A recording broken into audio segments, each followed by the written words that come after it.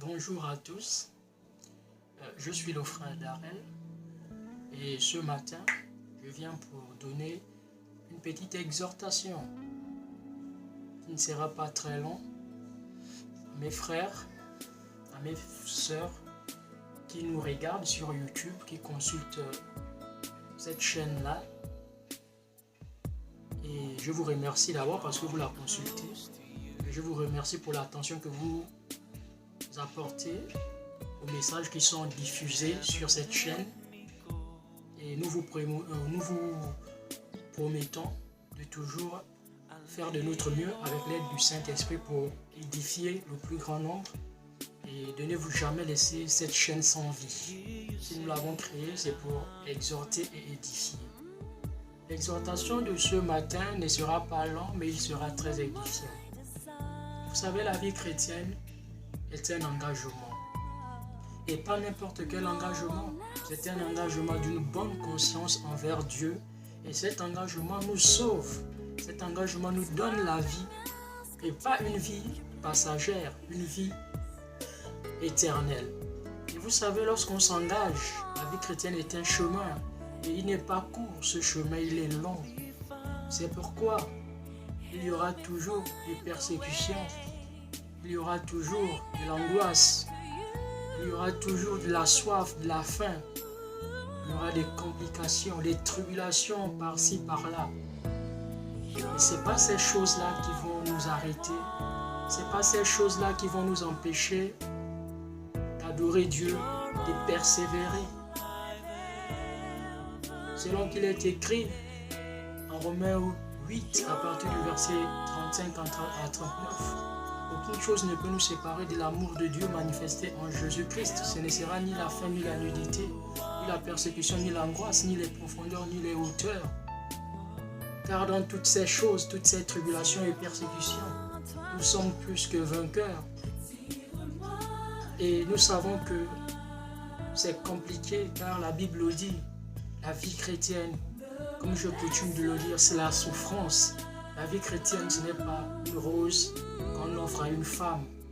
La vie chrétienne, c'est la souffrance.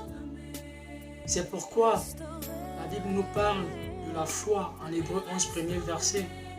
La foi est une ferme assurance des choses qu'on espère, une démonstration de celles qu'on ne voit pas. Et notre marche chrétienne sera toujours combattue, sera toujours suivi ou encore poursuivi par l'ennemi. L'ennemi ne veut pas nous voir aller à l'éternité, ne veut pas nous voir vivre l'éternité, ne veut pas nous voir hériter le royaume de notre Père. C'est pourquoi il fera toujours tout pour nous ramener en arrière, pour nous ramener dans le monde.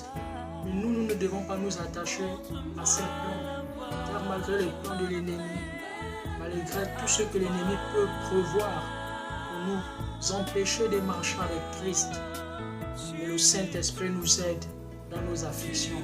Le Saint-Esprit nous aide dans nos souffrances. Le Saint-Esprit nous soutient. La foi est une ferme assurance des choses qu'on espère, une démonstration de celles qu'on ne voit pas.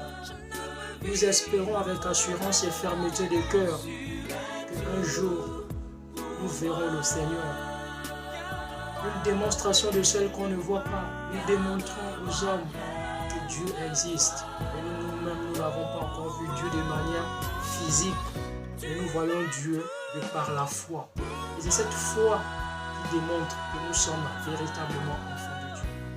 Donc je vous prie, ne baissez pas les bras. Lorsque les choses deviennent compliquées dans votre vie chrétienne, dans votre marche chrétienne, asseyez-vous et faites le bilan. Faites le bilan comme un entrepreneur qui a une entreprise. Et quand il voit que les choses deviennent compliquées, les choses ne marchent plus, il s'assoit et il fait un bilan pour voir où il a chuté et réparer cette faute afin que l'entreprise aille de l'avant. Ainsi en est-il de la marche chrétienne. Lorsque tu vois des complications, des difficultés, des persécutions t'attachent, tu n'arrives plus à progresser, ta vie de prière n'est plus la même, ta vie de consécration, ta vie de jeûne, ta vie, même lire la Bible est maintenant compliqué. Assieds-toi, fais un bilan. Remets-toi en cause, rentre en toi-même et fais une prise de conscience. Et après avoir fait cette prise de conscience, je crois que le Seigneur te restaurera, tu seras restauré et tu auras de la vigueur à nouveau pour combattre pour l'œuvre à laquelle le Seigneur t'a appelé. Oui, bien-aimés, nous devons apprendre à faire le bilan de notre vie chrétienne.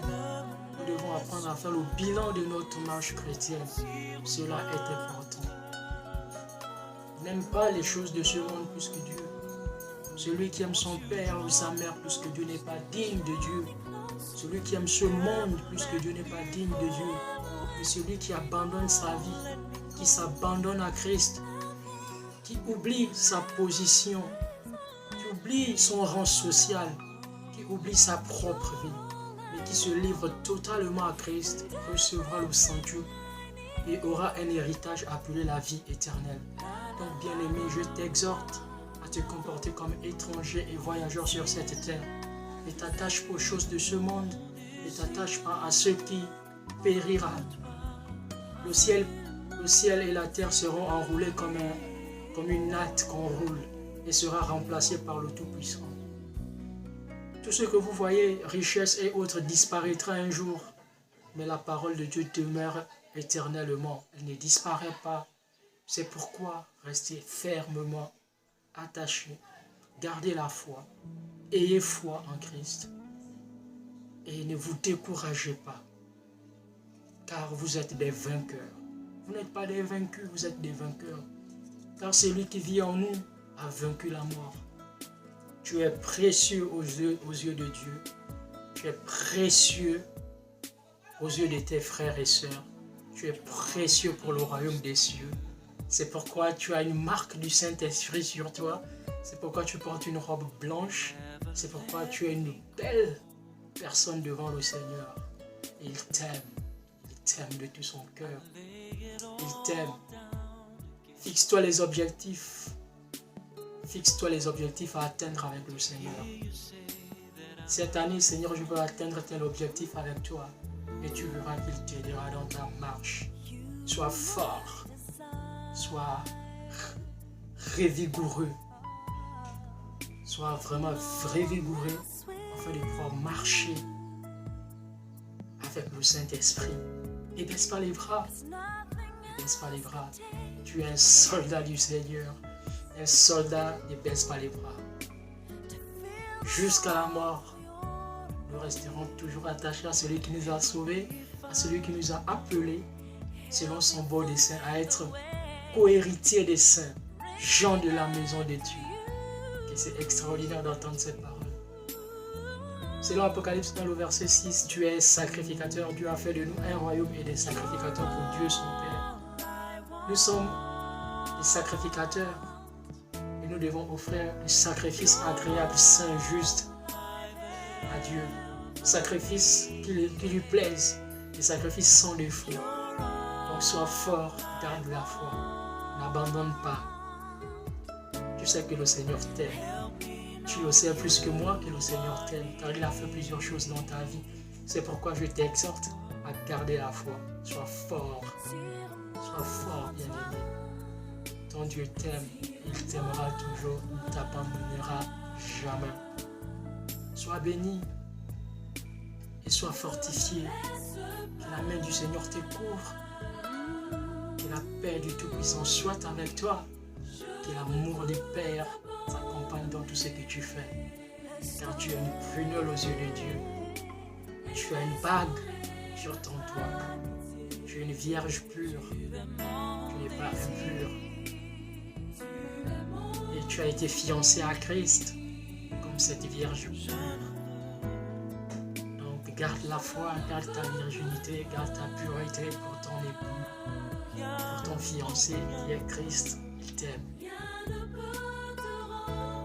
Je vous aime aussi d'un amour sincère, un amour qui vient du Tout-Puissant, un amour qui vient de notre Dieu. Ciao, ciao!